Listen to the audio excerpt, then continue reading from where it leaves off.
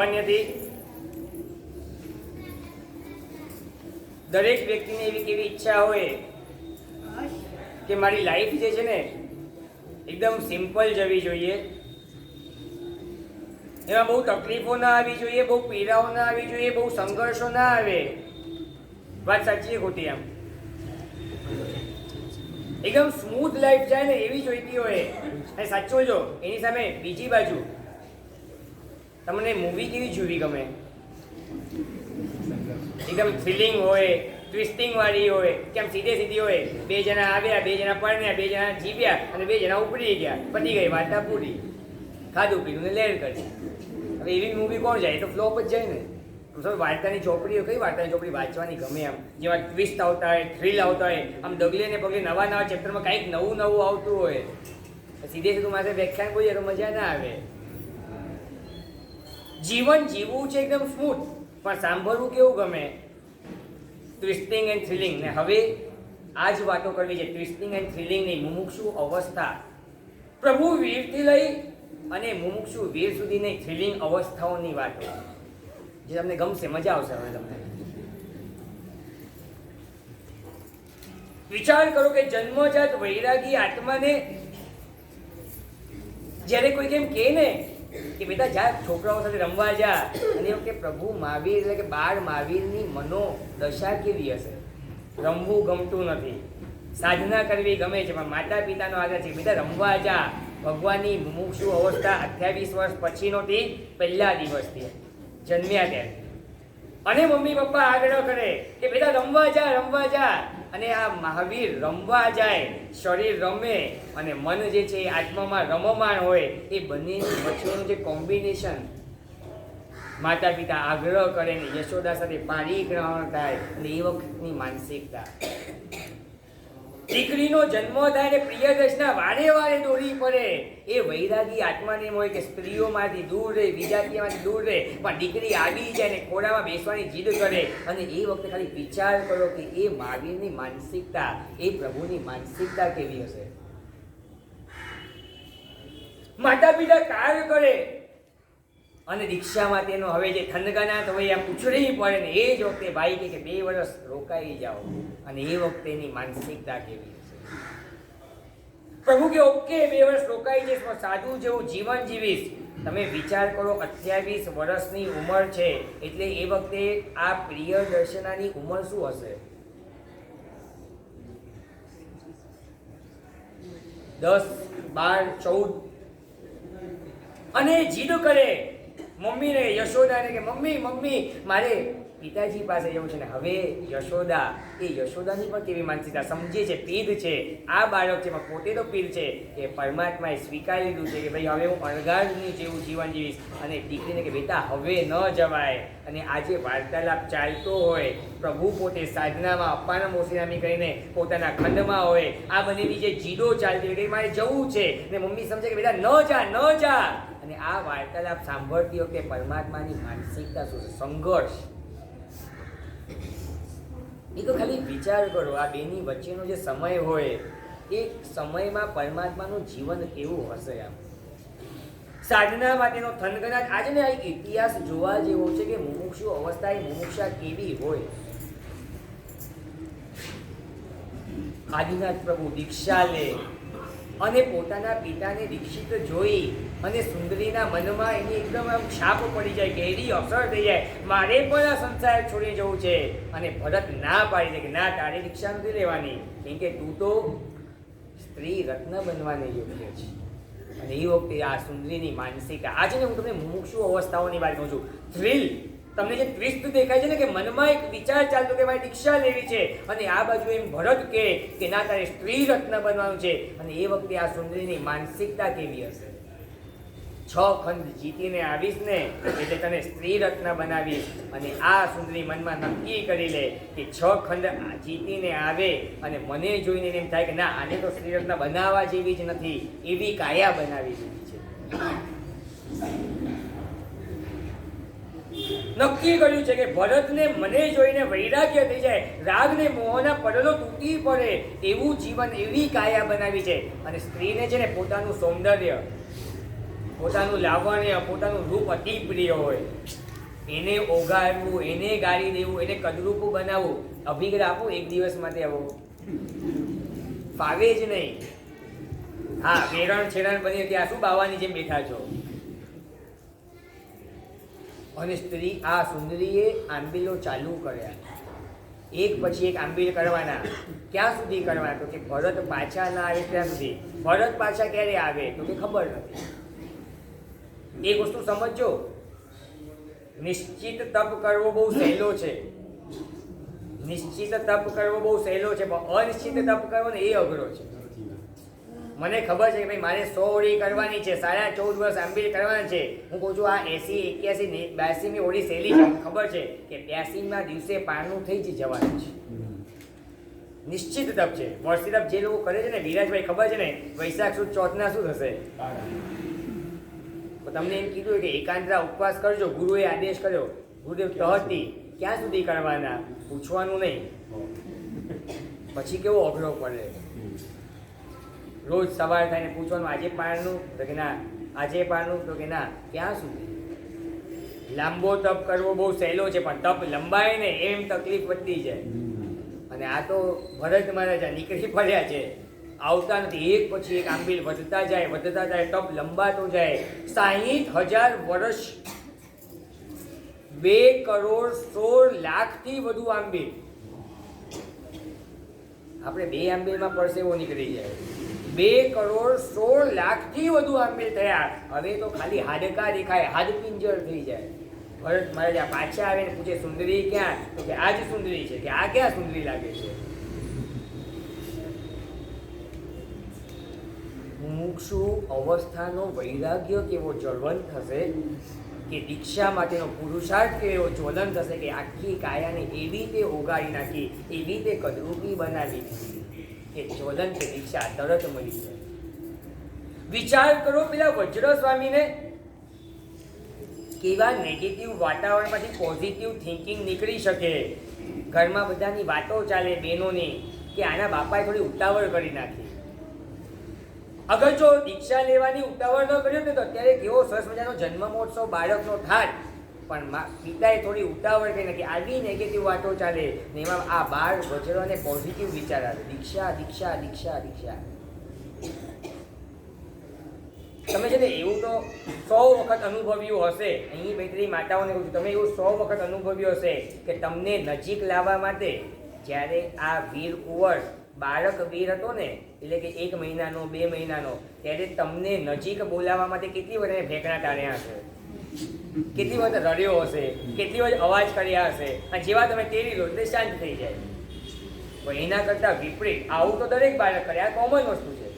પણ માતા મને ન તેડે, માતા મને ન રમાડે, માતા મને દૂર મોકલી દે, માતા મારાથી કંટાળી જાય, એની માટે રડે ને, આવું તો ઇતિહાસમાં એક જ પાત્ર હશે, આ વજ્ર સ્વામી. હું તમે લાફિંગ ક્લબમાં મેમ્બર થવું ને બહુ સહેલું છે, ખોટે ખોટા હા હા હી હી કરવું ને બહુ સહેલું છે. પણ એક દુનિયામાં એવું તો દેખાડો કે જે ક્રાઇમ ક્લબ ચાલતું હોય, અને જેમાં કલાક સુધી ખાલી રડ્યા કરવાનું. આજે ચાલુ કરવું છે, જ્યાં સુધી દીક્ષા ન મળે ત્યાં સુધી રડ્યા કરવાનું. આપણે રડતાય નથી આવવાનું, એટલી આપણી અવદશા છે.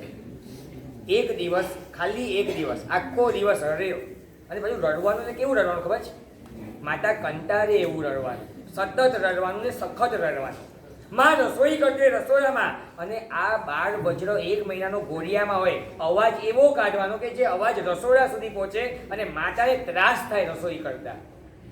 ખાલી નહીં કરવાનું, એવો રડવાનો કે માતાને ત્રાસ થાય. વીર કુંવર રડતા આવડે આપણને. અને એવા ભેગના ટાળ્યા, 1 દિવસ નહીં, 2 દિવસ નહીં, 6 મહિના સુધી, કે માતા કંટાળી ગઈ. અને પિતાજી આવે કે લો આ તમારો દીકરો છે, મારો એકલાનો થોડોનો છે. હા, સાંજે 7 વાગે થાકીને આવે ને પંકિલભાઈ, એટલે પછી દીપલબેન કહે જ્યારે વીર કુંવર 1-2 મહિના તો, ભાઈ હવે થોડું તમે સંભાળો, મારે ઘરના કામ હોય કે ન હોય.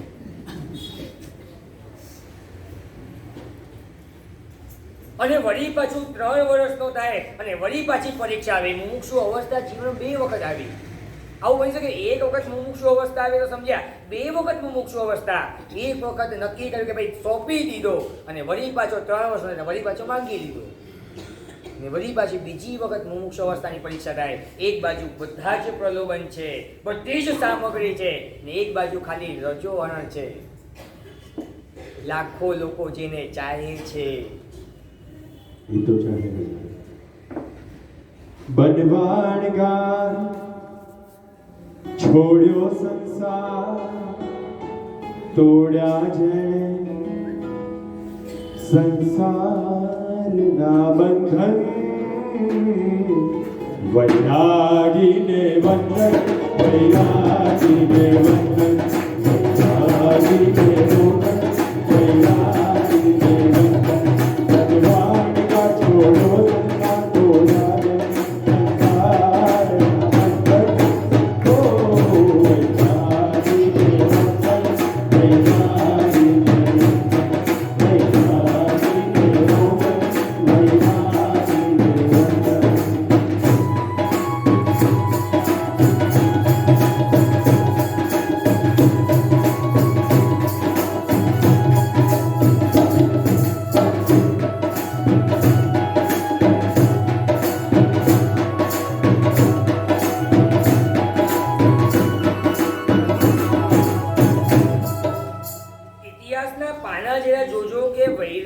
ટકાવવા માટે કેવા કેવા સંઘર્ષો એ મહાપુરુષોએ કર્યા છે. આપણે તો કશું જ નથી કરતા એમની સામે, કેમ કે આપણે સાવ નિસત્વ ને માયકાંગલા છીએ. આપણે ભૂલી ગયા કે આપણે મહાવીરના સંતાન છીએ, કોઈ માયકાંગલાના સંતાન નથી.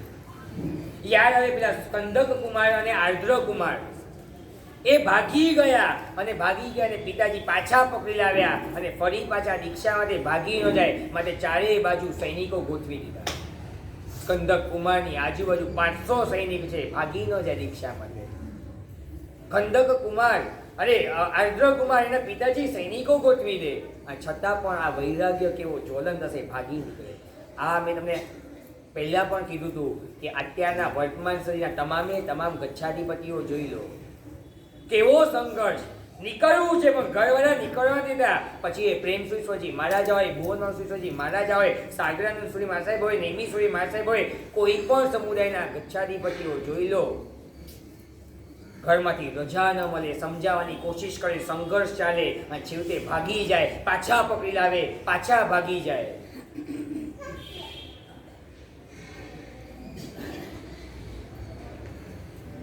આપણને તો છે ને વૈરાગ્યનો છાંટોય નથી આની સાથે.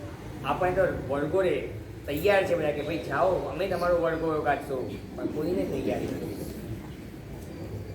બહુ જૂના ઇતિહાસની વાતો જવા દઈએ, વર્તમાન કાળના દ્રષ્ટાંતો તમને લઉં ને. પન્યાસ ચંદ્રશેખર વિજયજી મહારાજા, એમને ભાવના થઈ ભુવન મહાશ્રીશ્વરજી મહારાજાના પ્રવચનો સામે દીક્ષા લેવી છે. ઘરે ગયા, વાત કરીને જીવતલાલ પ્રતાપસિંહે લાફો ઠોકી દો, દીક્ષાની વાત નહીં કરવાની. સમજાવે પણ માની નહીં. ભીતરમાં જ્વલંત વૈરાગ્ય છે પણ કાકા માનતા નથી. એક દિવસ પોતે આમ બેઠા છે, શરીર થોડું નબળું છે કે ભાઈ આવા નબળા શરીર કે દીક્ષા લેવાતી હશે કે શું કરું? તો કે બરાબર વજન વધારે હૃષ્ટપુષ્ટ કાયા થાય તો દીક્ષા આપીશ. કેમ? જો શરીર બરાબર થાય તો દીક્ષા આપશો? તો કે આપીશ. અને તૈયારી કરી. જેને મેવા મીઠાઈ ભાવતા નતા, પરાને મેવા મીઠાઈ ખાય, પરાને હૃષ્ટપુષ્ટ શરીર એવા દ્રવ્યો ખાય. વિચારજો આ મનનો સંઘર્ષ. આત્મા માનતો નથી પણ મન પરાને મનાવે છે, ભાઈ તું ખા નહીં તો દીક્ષા નહીં મળે. 1 મહિનો થાય, પરાણે આ રીતના દ્રવ્યો વાપરી નક્કી કર્યું હતું કે ભાઈ 140 રતનમાંથી 160 રતન થઈ જાય એટલે આ 55-60 માંથી 75 થઈ જાય ને તો દીક્ષા આપી દઉં. 1 મહિના સુધી ખાધા પછી જ્યારે રેલવે સ્ટેશન ઉપર, એ કાળમાં રેલવે સ્ટેશન ઉપર મશીન આવતા હતા, ખ્યાલ કરો, સિક્કો નાખી એટલે ટિકિટ બહાર આવી વજનની. સિક્કો નાખ્યો ને વજનની ટિકિટ બહાર આવી, વળી ત્યાંના ત્યાં શરીર વધ્યું જ નહીં. વૈરાગ્ય એવો હતો કે જે ખોરાક નાખે બધો સળગી જાય.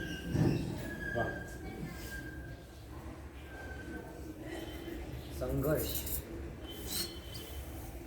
આપણા જીવનમાં છે ને આવું કોઈ થ્રિલ જ નથી. આપણે છે ને આમ સાવ માયકાંગલા હોઈએ એવું લાગે. આપણને આમ દીક્ષા લેવાથી કંઈક સંઘર્ષ કરવો પડે, કંઈક દોડવું પડે, ક્યાંક ભાગવું પડે, ક્યાંક પુરુષાર્થ કરવા પડે, ક્યાંક આંસુ સારવા પડે. આવું કશું જ ફાવતું નથી. અમારા ગુરુદેવ ભક્તિવર્ધન વિજયજી મહારાજા, એમણે આજ પન્યાસજી મહારાજાના પ્રવચનો સાંભળ્યા ચંદ્રશેખરમાં સાહેબના ગુરુમાના, અને વૈરાગ્ય જ્વલંત બને. પણ પરિવારમાંથી રજા ન મળે, શ્રાવિકા તૈયાર ન થાય. દીક્ષા લેવાની ઈચ્છા અહીંયા સુધી છે, અદમ્ય ઈચ્છા છે, પણ વાતાવરણ એવું મળતું નથી. કરવાનું શું? અને બપોરના 12 વાગે જિનાલય જાય. પૂજારીને કે ભાઈ મંગલિકનો સમય થઈ ગયો, કે આ થઈ ગયો, તો એક કામ કરો, તમે ચાવી મને આપી દો, તમે જતા રહો. અને એ 12 થી લઈને 3 વાગ્યા સુધી પરમાત્માની સામે બેસીને આંખમાંથી આંસુ સારે. પરમાત્મા સંયમ લેવું છે, પણ શ્રાવિકાની તૈયારી નથી. એવી રીતે કૃપા કર કે શ્રાવિકા તૈયાર થઈ જાય ને મને આ સંયમ મળે. આપણને સામેથી કેનારા છે ને આપણને વિચાર નથી આવતો, ભાવ નથી જાગતો. કેવો સંઘર્ષ હશે.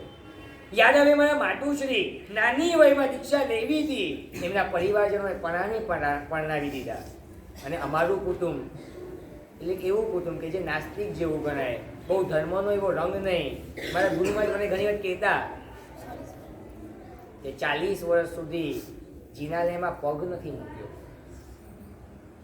મારા મમ્મીના સંસ્કાર એવા, એટલે પણાને એમને કહે ને કે દીકરાઓને દેરાસર લઈ જાઓ, તો અમને એમ કે તમે દર્શન કરીને આવો, હું અહીંયા ગેટ ઉપર ઊભો છું.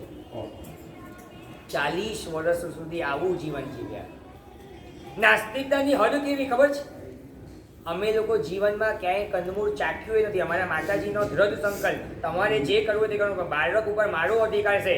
એને જીવનમાં અમને ક્યારેય પણ અમારા માતાજીએ કંદમૂળ ચખાયું નથી. અને એ જ ખાવા બેસે ને તો ઘરમાં કંઈ લાવે ને એટલે શું કરે, બહારથી ભેળ લાવે ને એમાં જેટલા ટામેટા ને કાકડી નાખે ને એટલા તો કાંદા નાખે. આપણા ભેળમાં જેટલા ટામેટા ને કાકડી હોય એટલા કાંદા નાખે. કાંદાના ભજીયા ખાવાના, આવું જીવન. એમ તો અમારા ગુરુદેવ પણ ઘરે મને કહેતા કે મારો શોખ એવો ને કે દર શુક્રવારના પિક્ચર જોવા જવાનું. એટલે આમ ઘણી એવું લાગે કે આવા જીવન હોય જે આમ કર્મેશ્વરા હોય, આમ ધમ્મેશ્વરા કેવી રીતે બની જતા છે. અને પછીનો આ વૈરાગ્ય જાગે ને સંઘર્ષ ચાલુ થાય, પરિવારમાંથી રજા ન મળે અને પછી કેવું પડે. એ ગુરુદેવ આપ જ કંઈ કૃપા કરો કે જેથી દીક્ષા મળે.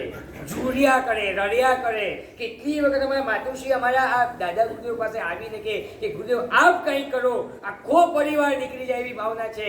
બાળકોને હું તૈયાર કરીશ, પણ પરિવારનો સંયોગો એવા છે કે દીક્ષાની વાત આવીને બધા ગરમ થઈ જાય છે.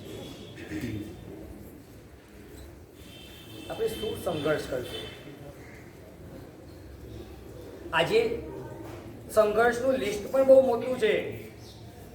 એવા મહાપુરુષોના મેં નામ લખ્યા છે કે જેમને દીક્ષા લીધાની વાત કરી હોય અને માતા પિતાએ દાંડીઓ લાકડીઓ મારી હોય, ચામડાના પટ્ટાઓ માર્યા હોય, ખબરદાર જો દીક્ષાની વાત કરી છે, છતાં પણ વૈરાગ્ય જ્વલંત રાખ્યું હોય. રોજની મારો ખાવાની, પણ છતાં પણ વૈરાગ્યને જરા પણ ઝાંખો નહીં રહેવાનો. એ વૈરાગ્યનો દીવડો એવો ને એવો જ ઝગમગે. પણ આ સંઘર્ષની વાતો વીર કુંવરના જીવનમાં નથી આવી, પણ એમના જીવનની જે વાતો છે ને એ પણ એક અલગ પ્રકારની છે. એક નાનકડું બહુ જ મજાનું ગીત, આખું ગીત સાંભળીએ અને પછી એની એક કડીઓની સાથે સાથે આપણે આ વીર કુંવરની સરખામણી કરી છે. આ આખા અનુષ્ઠાનનો હવે છેલ્લો ફેઝ, જેની માટે ખરેખર તમે બધા ભેગા થયા છો. વીર કુંવરની વાતલરી, જે તમારા બધાથી અજાણી છે એવી કંઈક અવનવી વાતો જે મને અનુભવાઈ છે, એની વાતો હવે આ છેલ્લી 15 મિનિટમાં કરીશ. એના પહેલાં આખું ગીત સાંભળી અને પછી આપણે આગળ વધીએ.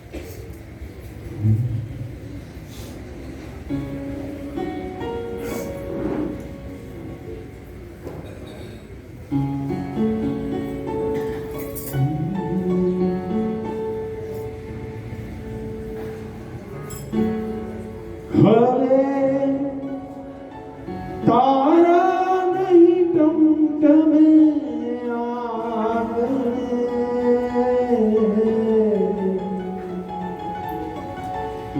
एक संयमनो तार लो झगड़ेलो.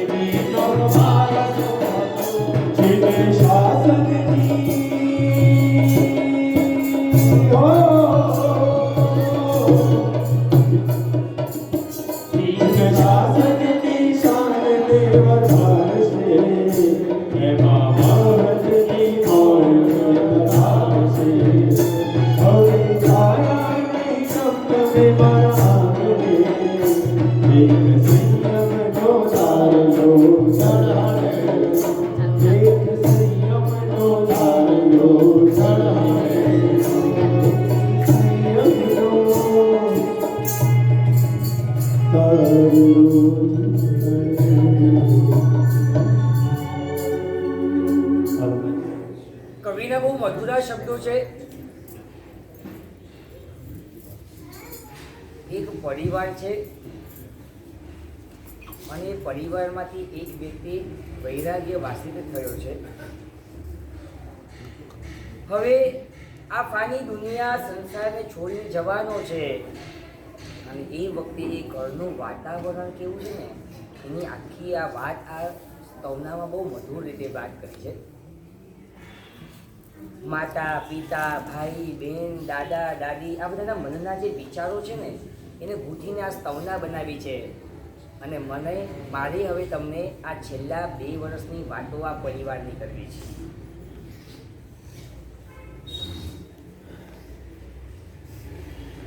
જાણે કે પંકજભાઈ દીપકબેન કહેતા હોય કે ભાઈ આ દુનિયામાં અત્યાર સુધી આમ કદાચ આમ આકાશના ઊંચું જતા તો ઘણા તારલાઓ દેખાતા હતા, પણ હવે આ આંખની સામે એક પણ તારલો દેખાતો જ નથી. આકાશમાં હોય ઘણા તારલાઓ, પણ એક પણ તારલો આંખમાં આવે નહીં. આવું બને તો કે હા બને.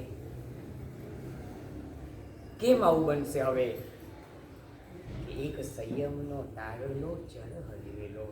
હવે આંખ સામે વારંવાર વારંવાર એક જ તારલો આવશે.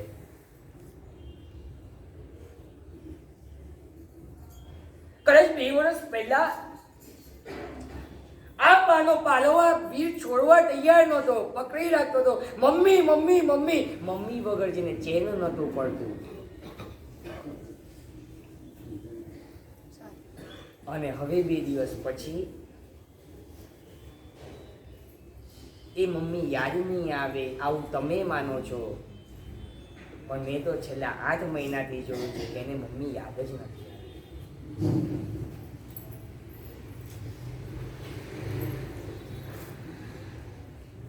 જે પહેલી વખત નક્કી કર્યું ને 8 મહિના પહેલા કે મારે વીરને લેવો છે, તમે આપશો ખરા? આવી ખાલી એક નાનકડી પ્રસ્તાવના મૂકી હતી. મને બરાબર યાદ છે એ વખતે ખાલી વીણાબેન ને દીપકબેન હતા. રજનીકાંતભાઈ પેલું થોડુંક તૈયારી કરાવતા ક્રિશ સાથે, પંકિલભાઈ તો આવ્યા જ નહોતા.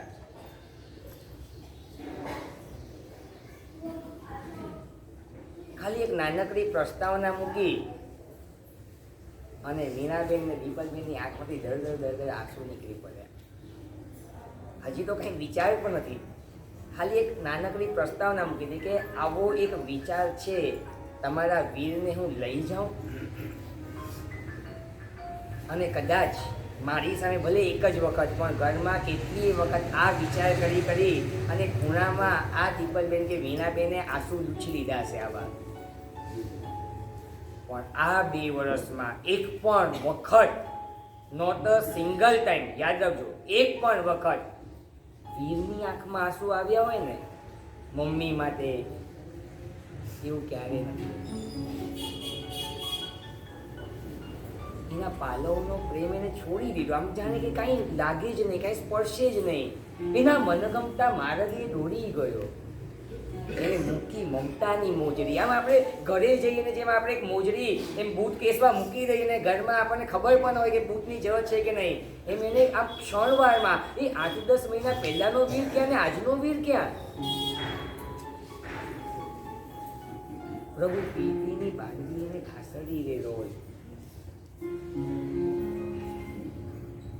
આમ ગોદાવરીમાં મેં બેઠા હોઈએ, ઊંધો બેઠો સ્વાધ્યાય કરતો હોય, મમ્મી પપ્પા મળવા આવ્યા હોય ને આ ઘટનાઓ તમે છે 10 વખત જોઈ હશે કે વીર ઊભો ન થાય ને મારે કહેવું પડે કે વીર મમ્મી પપ્પા આવ્યા છે, આપણું ઔચિત્ય છે, ઊભો થાય અને અહીંયા આવો, પ્રણામ કર અને એમની સાથે બેસ. મમ્મીના અંદરના જે હોશ હતા ને, દર શનિ રવિ આવે, અવનવી વસ્તુઓ વાનગીઓ લઈને આવે, ક્યારેક વીરને આ ભાવશે એટલે આ લઈ જાઉં, ક્યારેક વીરને આ ભાવશે આ લઈ જાઉં. 4 મહિના ચોમાસાના, એના પહેલાના 4 મહિના ગોદાવરીના, રોજ કંઈક આવું શનિ રવિ આવે, અવનવી વાનગીઓ આવે. પ્રભુ પ્રીતિની બાંધી કાસડી રે લોલ. વીરને એમાં ક્યાંય રસ ન હોય, પણ મને છે ને ચિંતા હોય કે ભાઈ અત્યારથી આ રીતના વૈરાગ્ય જોઈ ને ક્યાંક માતા પિતાને આઘાત ન લાગી જાય એટલે મારે સમજાવવું પડે કે ભાઈ લઈ લે, વાપરી લેવાનું આપણે. એને કોઈ દિવસ એવો વિચાર નથી આવ્યો કે મમ્મીના હાથની રસોઈ ખાઉં.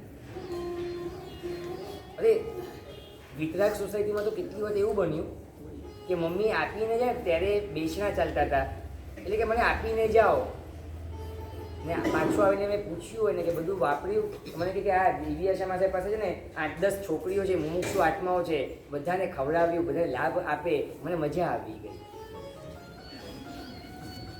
મમ્મીને એમ હોય કે હા બહુ સરસ, બીજા દિવસે ડબ્બો ખાલી થઈ ગયો, પણ મમ્મીને ખબર જ ન હોય કે આ ડબ્બો ખાલી કઈ રીતના થયો.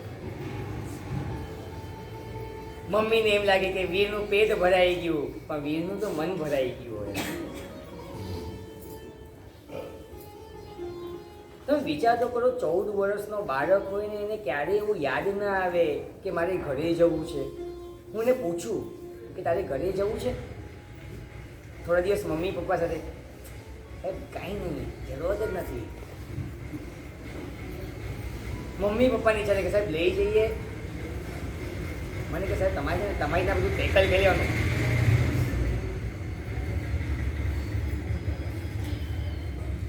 મને પોતાની આમ અંદરથી આશ્ચર્ય થતું હતું કે મેં એવી કોઈ વાંચનાઓ નથી આવી, મેં એવા કોઈ ખોટા પાઠ નથી શીખવાડ્યા જે ખુલાસો કરી નાખું કે ઘરે ન જતો. મારે ઊંધું કહેવું પડે કે વીર તું ઘરે જા, કેમ કે હજી આપણી પ્રારંભિક ભૂમિકા છે, માતા પિતાને મનાવવાના છે, એમને ગમે એવી રીતના જીવન જીવશું તો તૈયાર થશે ને, રજા આપશે. પણ એને ઘરનું વાતાવરણ ન ગમે. પિતાને એમ હોય કે આ મારો વારસદાર થશે ને એને એમ હોય કે મારે પરમાત્માના વારસદાર બનવું છે. ઘરમાં સાહેબી સામગ્રી સમૃદ્ધિની છોડો ઉછળતી હોય, પપ્પા રાહ જોતા કે વીરના મોઢામાંથી ખાલી એક શબ્દ નીકળે કે પપ્પા આ લાવી દો અને હાજર કરી દો. પણ આ 8 મહિનામાં એક ડિમાન્ડ સાંભળી ગઈ પંકજભાઈ કે એને કીધું કે પપ્પા આ લાવી દો. આમ કોણે શીખવાડ્યો છે એને? પોતે વારસદાર છે, ધારે તે વસ્તુ મંગાવી શકે, ધારે તે વસ્તુ ભોગવી શકે, પણ સિંગલ એક સામગ્રી એને યાદ નથી આવી કે મારી માટે આ લાવજો મારે આ દિવસે. મારે એને પૂછવું પડે કે જે પહેરવાના કપડાં છે ને એ હવે કેટલા દિવસ થયા, હવે બદલાવાના છે કે નથી બદલાવાના, એ યાદ ન હોય.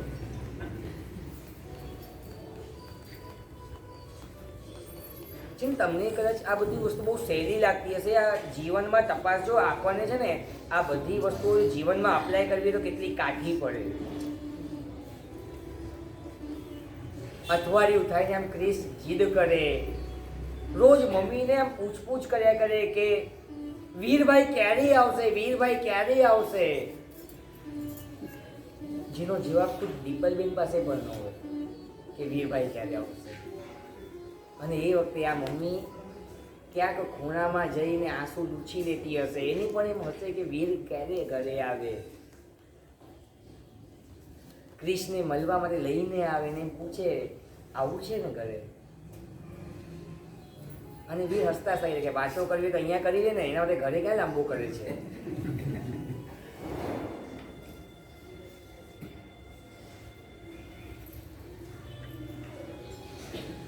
બાળક હોય ને મન ન થાય કે હું ઘરે જાઉં, મમ્મી પાસે જાઉં, મમ્મીના ખોળામાં બેસું, મમ્મી સાથે રમું, ક્રિશ સાથે રમું, ફ્રેન્ડ સાથે રમું, પપ્પા સાથે વાતોચીત કરું, ક્યાંક દાદાને દાદીને ગમે એવું કરું. આખો પરિવાર વીરને જમતો હોય અને વીર પોતે આમ સ્વાધ્યાયની ચોપડી લઈને મસ્ત. આજ દિન સુધી કદાચ બહુ જ આંગળીના વેઢે ગણાય ને એવા ઓછા મુમુક્ષુ હોય પોતાના જીવનમાં શાંત સુધારસ ગ્રંથ ગોખ્યો હશે. બહુ અઘરો ગ્રંથ કે જેના છંદો છે ને સંસ્કૃત ને પ્રાકૃત ભણી લે ને પછી જ અમે ગોખાવીએ એવું કરીએ, કેમ કે આ બધા શબ્દો અઘરા હોય. બહુ ઓછા મૂકશું. વૈરાગ્ય શતક ગોખશે, ઇન્દ્રિય પર્યય શતક ગોખશે, 4 પ્રકરણ 3 પાસે 6 કર્મગ્રંથ ગોખશે, પણ શાંત સુદાસ ગ્રંથ ગોખ્યો ને. અરે આ સાધ્વીજી પણ મને પૂછે સાહેબ કાંઈ નહીં તમે શાંત સુદાસ શા માટે ગોખાવો છો? અને 1 મહિનાની અંદર 260થી અધિક ગાથાના આ શાંત સુદાસ ગ્રંથને આ વીરે કડકડાટ કરી દીધું. મમ્મી પપ્પા મળવા આવે ને વીર વૈરાગ્ય શતકની ગાથાઓ સંભળાવે, એના અર્થ કે એમને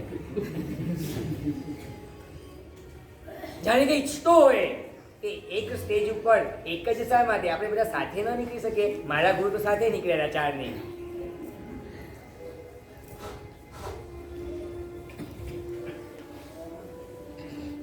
ખાલી એક પરિકલ્પનામાં આપણે જવું છે. કેટલી વખત એવું બન્યું છે કે સખત માથું દુખતું હોય, એના મોઢાના એક્સપ્રેશન કેમ કે છે ને ગુરુનું કાર્ય જ આવડે. હું ઘરે દીપલબેનને કહેતો હતો કે આમાં મુમુક્ષુની ટ્રેનિંગ નથી, મારી એ ટ્રેનિંગ સાથે જ ચાલે છે. ખાલી વીરને તૈયાર ન થવાનું, મારે પણ તૈયાર થવાનું હોય. એને સખત માથું દુખતું હોય પણ એક શબ્દ હરફ સુદ્ધા કે નહીં કે સાહેબ આવું દુખે છે, એના મોઢાના એક્સપ્રેશન ઉપરથી ખબર પડે ને. એટલે પૂછું કેમ શું થાય છે? કાંઈ નહીં.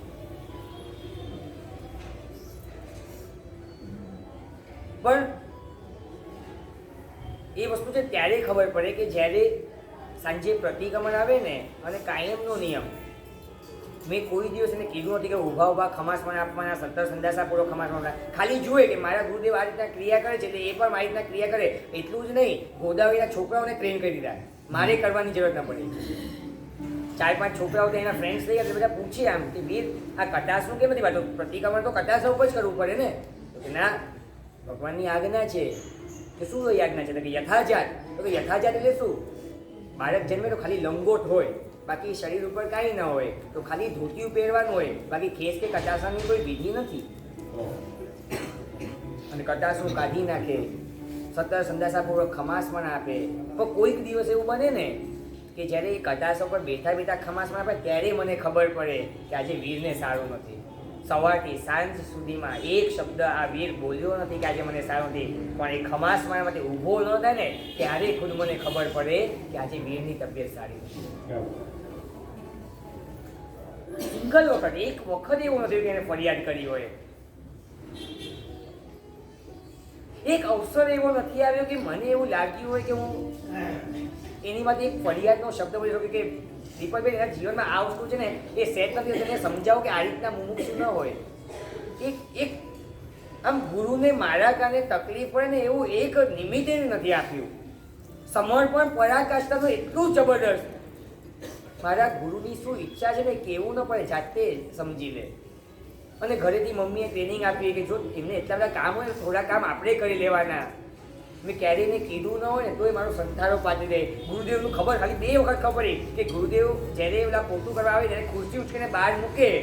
બસ 2 વખત એને જોયું કે મારા ગુરુદેવને ખુરશી ઉચકીને બહાર કેમ મૂકવું પડે. અને જેવું બધું ઝાડુ પોતા કરવા આવે પોતે ઊભો થઈ જાય, સ્વાધ્યાય બાજુ મૂકે, ખુરશીને વ્યવસ્થિત ગોઠવી દે.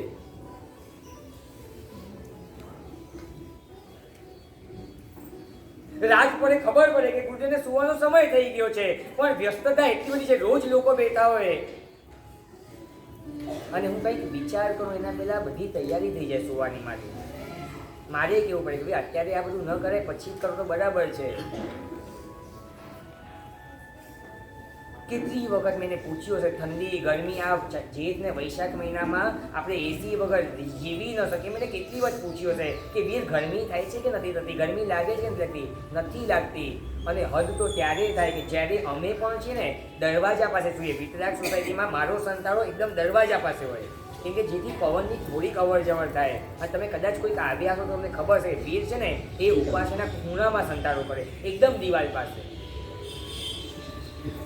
આ બાળકને 14 વર્ષે કોણે સમજાવ્યું હશે કે સહન શક્તિ વધારવાની આ ઉંમર છે?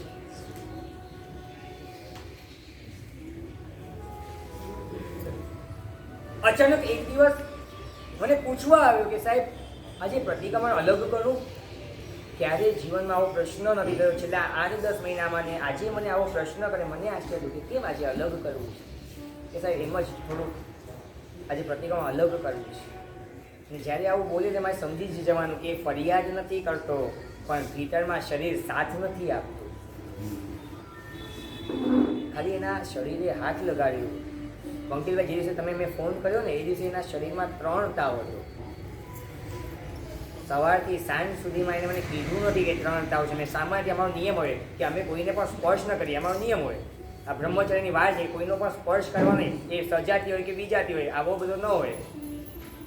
મેં જ્યારે અડ્યું ત્યારે મને ખબર પડી કે 3 તાવ છે, પણ એને મને એક શબ્દ કીધો નથી કે સાહેબ આજે બેચેની લાગે છે, આજે તાવ આવે છે, આજે માથું દુખે છે, આજે કળતર છે. મારે કેવું પડ્યું કે વીર 3 તાવ છે, આમાં કંઈક થાય તો તકલીફ મને થાય, મને ટેન્શન થાય. ને આ વિતરાગ સોસાયટીનો ઉપાસ એવો છે કે જ્યાં રાતના વોચમેન પણ નથી. મારે કંઈક રાતના થાય તો કોઈકના ઘરે જવું પડે, બહારના ખખડાવવા પડે. હા રિસ્ક ન લેવાય. મને કે સાહેબ કાંઈ નહીં થાય, આપ ચિંતા નહીં કરો, આપ સુઈ જાઓ. પ્રતિક્રમણ અલગ કરવું એવું પૂછે છે. આજે પ્રતિક્રમણ ના કરું તો ચાલશે? ના, આવો જિંદગીમાં એકે વખત પ્રશ્ન નથી કર્યો. આવી અવસ્થા, ગમે તેવી તકલીફ વાળી અવસ્થામાં પ્રતિક્રમણ તો છોડ્યું નથી.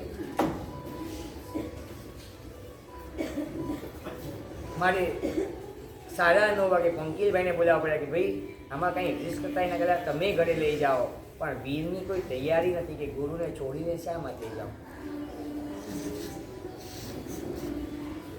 સમય થઈ ગયો છે, મારું ધ્યાન ન રહ્યું.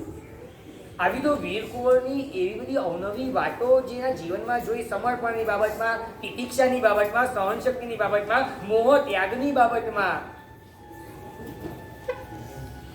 ભોગ અનાસક્તિની બાબતમાં કાંઈ પણ સ્વાદિષ્ટ વાત કરીએ નહીં. આંબીલની રોજ પૂછે કે સાહેબ આંબીલનું પચકાણ કરું? મેં ભાઈ રોજ આંબીલ નહીં પૂછવાના. તું આંબીલના પચકાણ લેશે, ટેન્શન ઘરવાળાને થશે અને એમના ટેન્શનમાં મને ટેન્શન થશે પાછું. પ્રશ્ન ખાલી એટલો જ છે કે આજે 14 વર્ષની ઉંમરે જ્યારે આખો સંસાર છોડીને જતો રહેશે, તમારી નજર સામે જ્યારે આમ ગેંગવે ઉપરથી આમ પાસ થશે ને, હું કહું છું કાંઈ ન થાય તો આજે ખાલી ઘરે જઈને આંસુ સારજો. એક વાક્ય તમને ભૂખાયું હતું, ધન્ય છે એને, ધિક્કાર છે મને, આ ઉંમરે એને જે સમજાઈ ગયું એ હજી મને કેમ નથી સમજાતું. આ નાનકડી ઉંમરમાં એના જીવનમાં જે સત્વ આવ્યું, વીર સાહસમ વય નાની પણ પગલું વિરાટ, આ પગલું ભરતા મને કેમ નથી આવડતું. આ એક વિચાર જો પૂછશો તો હું સમજીશ કે આજની કરેલી આ વીર કુંવરની વાતલરી, આ સાધક આત્માઓના વૈરાગ્ય અને સત્વની વાતો ને સંઘર્ષની વાતો તમે ખરેખર અપનાવીને પચાવી છે.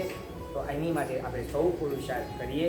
જેના જ્ઞાવી કંઈ પણ બોલાયું હોય તો ત્રિવિધે સામે દુઃખ. કાલે શેરીમાં બાળ બની રમતો હતો, કાલે શેરીમાં બાળ બની રમતો હતો, ભાઈ બહેનની સૌગાતે રમતો હતો, પ્રેમ અણધાર્યો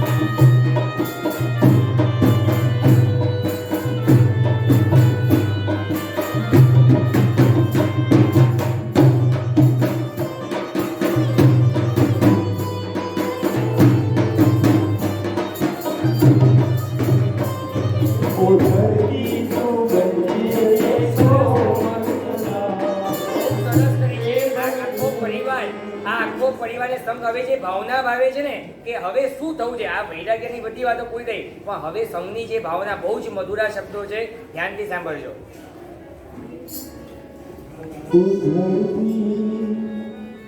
તું બનજે કો સદા, મારા લાડલા ને ખૂપેના કાંકરા ગદા, હો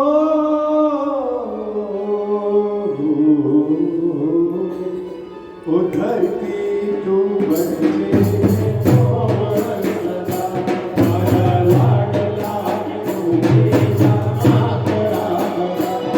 તો જાણ્યો છે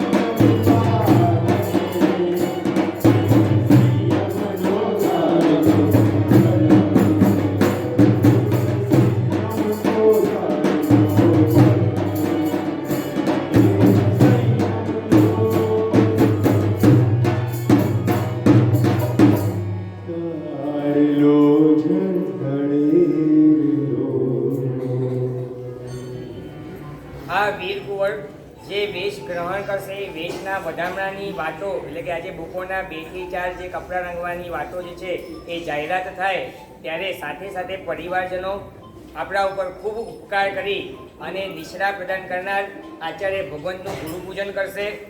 સાથે સાથે આજના બપોરની સાંજની જાહેરાતો, લાભાર્થી પરિવારની જાહેરાતો અને આવતીકાલની જાહેરાતો બધા સાંભળજો અને પરિવારજનો જે છે એ ગુરુપૂજન માટે આગળ વધારે. આચાર્ય ભગવાન અભયચંદ્ર સુરેશ્વરજી મહારાજા, પૂજ્યપાદ આચાર્ય ભગવાન જગતચંદ્ર સુરેશ્વરજી મહારાજા જે અમારા ગુરુદેવની સાથે સહદીક્ષિત થયા હતા, એટલે કે બેઉ એક સરખા જ કહેવાય. ખાસ સાહેબને પણ ટપાલ લખી હતી કે સાહેબ આપ અમારા ગુરુદેવ જેવા જ છો, ગુરુદેવની ગેરહાજરીમાં આપ જ ગુરુ અમારા છો, તો આપે આવવું પડશે. અને ગુરુદેવે પણ કરુણા કરી વીરની જીદ સામે પોતે નમતું જોખી અને આવતીકાલે સવારના બરાબર 6:45 વાગે અહીંયા નિશ્રા પ્રદાન કરવા માટે પધારવાની વાત સ્વીકારી છે. આવતીકાલે એમનું પણ સવારના 6:45 વાગે સામયું છે અને એમના શિષ્ય પૂજ્યપાદ આચાર્ય ભગવાન તપસ્વી ગુરુ ભગવાન એમ આચાર્ય અભયચંદ્ર સુરેશ્વરજી મહારાજા, જેને સૌથી પહેલાં મેં વિનંતી કરી હતી કે આપે બાકરોલની પ્રતિષ્ઠા સ્વીકારી છે, પણ અમારે ત્યાં આચાર્ય ભગવાન તરીકે આપે નિશ્રા આપવા પધારવું પડશે. ખૂબ એમાં પણ થોડો સંઘર્ષ થયો, કેમ કે ઓલરેડી સ્વીકારી લીધેલી વાત એને કઈ રીતના નકારવી, પણ બધા જ ઉપાધ્યાય ભગવાન વગેરે અનુગ્રહ આપી ઉપકાર કર્યો અને ગુરુદેવ પણ પધાર્યા. આપણા પરિવારને તમને ખૂબ ખરેખર લાભ થયો. એ ગુરુ ભગવાનના ગુરુ પૂજનની તૈયારી. જાહેરાત. બોલો જીને શાસના આજની પ્રભુ વીરની મુમુક્ષુ પ્રભુ વીર શ્રી મુમુક્ષુ વીરની વૈરાગ્ય વાર્તા વીર કુંવરની વાર્તાની એના લાભાર્થી પરિવાર છે માતુશ્રી દેવિકાબેન કાંજીભાઈ જાગાણી પરિવાર. વીર મુમુક્ષુ વીરના ગુરુદેવ કે જેમના ચરણે પોતાનું જીવન સમર્પિત કરનાર છે એવા મુનિશ્રી હર્ષપ્રેમ વિજયી, ધર્મપ્રેમ વિજયી માણસેના સંસારી પરિવારજનો તરફથી આ લાભાર્થી પરિવાર છે. અનુમોદના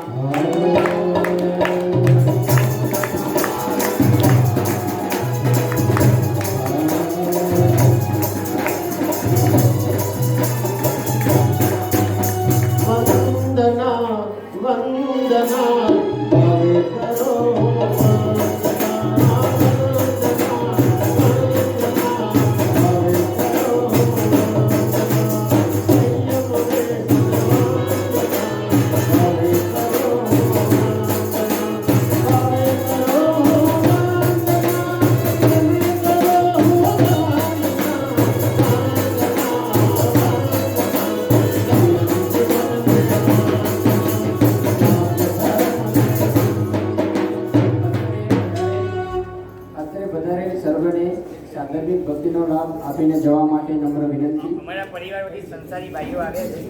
હા, સાહેબજીના સંસારી પરિવાર વતી સંસારી ભાઈઓ આવ્યા છે. બધી વિનંતી કરીને સકલ સંઘને લાભ આપવા છે.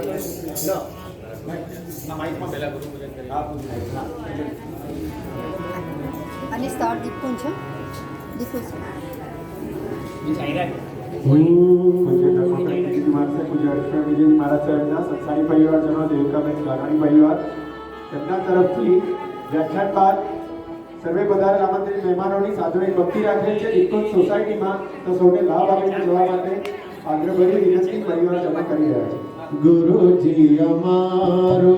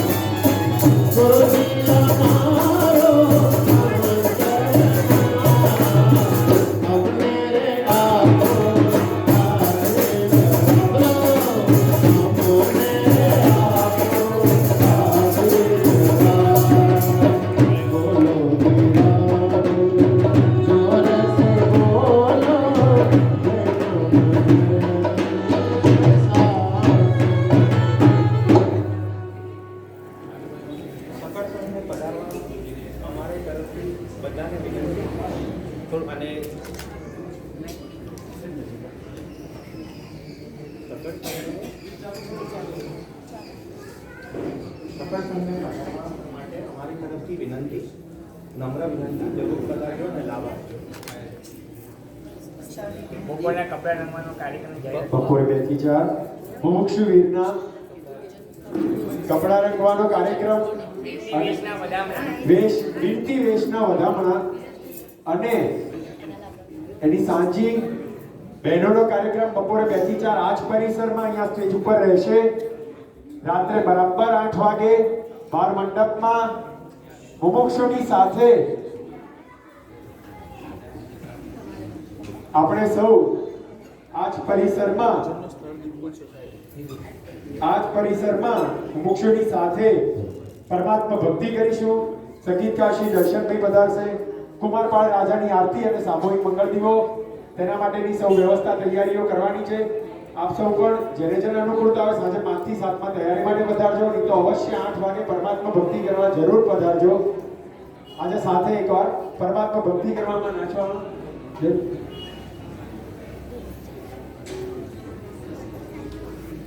સાદરવી ભક્તિ માટે અત્યારે નિકુંજ સોસાયટીમાં પધારી લાભ આપશો. બપોરે 2 થી 4 કપડા રંગવાનો કાર્યક્રમ છે. એના લાભાર્થી છે કિરીટભાઈ જ્ઞાનચંદ પરિવાર વીરના નાના નાની. ખૂબ ખૂબ અનુમોદના. આવતીકાલે સવારે ગુરુ ભગવંતનું સામૈયું 7:45 વાગે, 9 વાગે વરઘોડો, ત્યારબાદ તરત જ વરઘોડો ઉતરે એટલે આશરે 10 10:30 વાગે બેઠું વરસીદાન મંડપ પરિસરમાં 8:30 વાગે વરઘોડો. ઈચ્છા મિત્રો સમયમાં સુધાર. સવારે 8:30 વાગે વરઘોડો, ત્યારબાદ વરઘોડો ઉતરે ને તરત જ બેઠું વર્ષીદાન, ત્યારબાદ રાત્રે 8 વાગે મુમુક્ષુની સાથે છેલ્લી એક રાત. અને આજે અત્યાર સુધી 7 દિવસ માઇક મારા હાથમાં હતું. હવે મારે વીરને સાંભળવા છે. એ દિવસે આપણે વીરની પણ વાતો સાંભળીશું.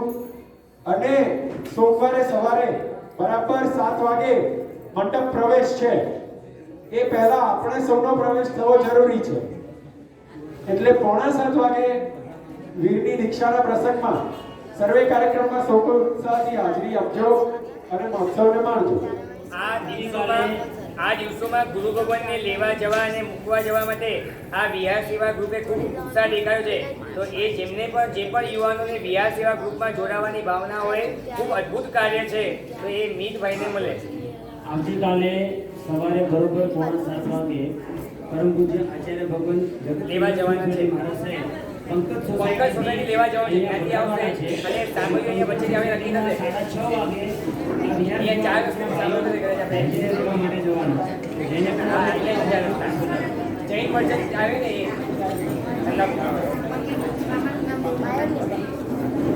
હા